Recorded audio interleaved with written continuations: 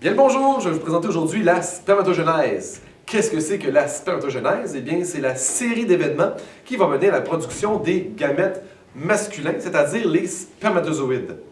Donc, dans cette courte vidéo, je vais vous tenter de vous présenter en fait à quel endroit ça se déroule, à quel moment est-ce que ça se déroule et finalement, comment est-ce que le tout se produit. Donc, je commence avec à quel endroit est-ce que ça se produit. Eh bien, évidemment, vous n'êtes pas sans savoir que ça se produit au niveau des testicules.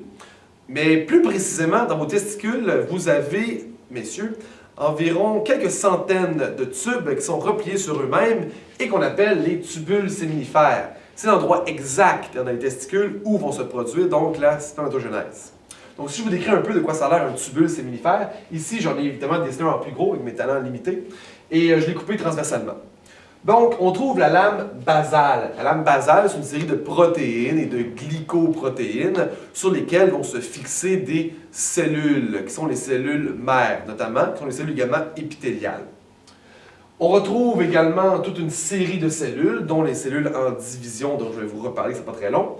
Et finalement, on a la lumière en plein centre. La lumière, qu'est-ce que c'est? C'est la cavité du tubule séminifère.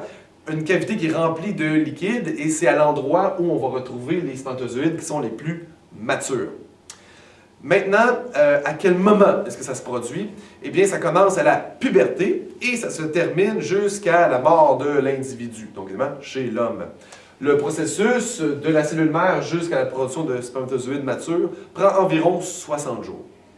Maintenant, comment est-ce que se déroule la spermatogenèse? Eh bien, on commence très proche de la lame basale, c'est-à-dire avec la spermatogonie.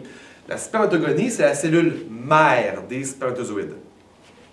Cette cellule doit en fait se multiplier à maintes et maintes reprises par mitose.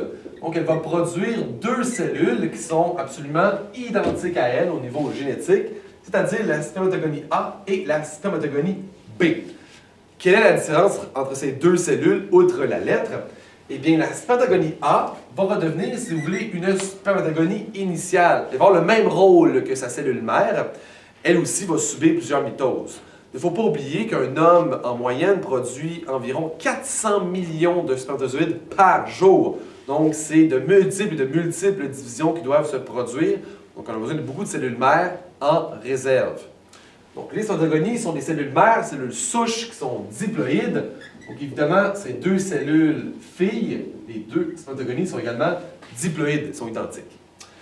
La spermatogonie B, quant à elle, elle va maturer en spermatocytes primaires, donc, ou de premier ordre. J'ai mis un 1 en chiffre romain pour indiquer primaire. C'est le spermatocyte primaire qui va entamer la méiose 1. Suite à la méiose 1, on obtient deux cellules qui, elles, sont évidemment haploïdes et qui sont les spermatocytes secondaires. Je vous inscris ici que le spermatocyte primaire était également diploïde. Donc, deux spermatocytes secondaires obtenus suite à la méiose 1. Chacun des spermatocytes secondaires va subir, quant à lui, la méiose 2. Comme ceci. Pour donner en bout de ligne 4 cellules. Vous vous souvenez que la méiose produit 4 cellules haploïdes qui sont différentes génétiquement de la cellule mère. Et dans ce cas-ci, le spermatocyte primaire. Elle est différente, entre autres, parce qu'elle n'a pas 46 chromosomes, mais bien 23. Mais n'oubliez pas aussi que lors de la prophase 1 de la méiose 1, il y a eu des enjambements. Les spermatides sont des cellules qui sont immatures. Si je reprends ici mon dessin, vous aviez spermatogonie A et B, donc la B qui s'éloigne, si on veut, de la lame basale. J'ai ici mon spermatocyte primaire, mes deux spermatocytes secondaires, et ensuite 4 spermatides. Les spermatides sont des toutes petites cellules. D'ailleurs, c'est pas parce que je suis mauvais en dessin qu'ils sont de plus en plus petits, c'est vraiment parce qu'elles ont de plus en plus un petit volume suite aux divisions. Donc, les spermatides sont des cellules qui ne sont pas encore matures. Souvenez-vous, un spermatozoïde, eh bien, c'est une cellule qui possède notamment un flagelle et qui a également à sa tête un acrosome qui va lui servir à perforer la membrane de l'ovule.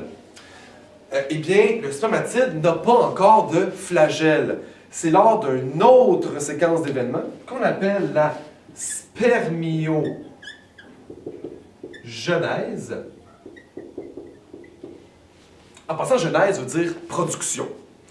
Donc, c'est lors de la spermiogénèse que les spermatides vont devenir de plus en plus proches de la maturité pour développer l'acrosome, pour développer le flagelle et autres éléments, pour pouvoir donner éventuellement des spermatozoïdes qui sont matures et qui vont se retrouver dans la lumière. Suite à ça, les spermatozoïdes qui sont prêts vont se rendre dans le rété testis du testicule pour finalement se rendre dans l'épididyme où ils vont loger en attendant soit d'être éliminés ou en attendant l'éjaculation. Donc voici pour la spermatogenèse.